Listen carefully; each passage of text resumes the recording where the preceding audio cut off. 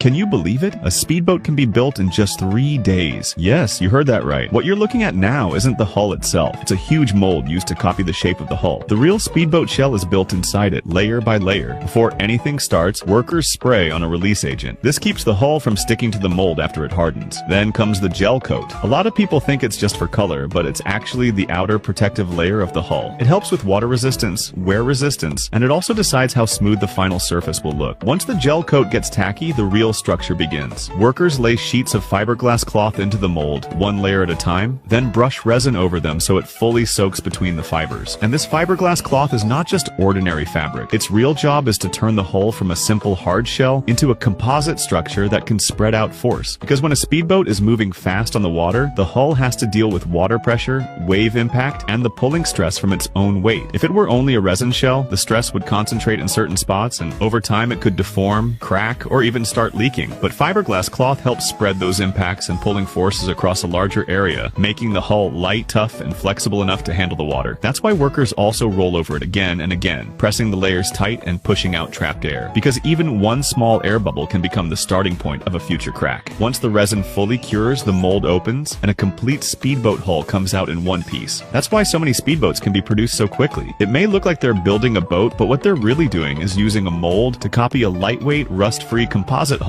that can take years of wave impact. So if it were your choice, would you pick a traditionally built boat or this one-piece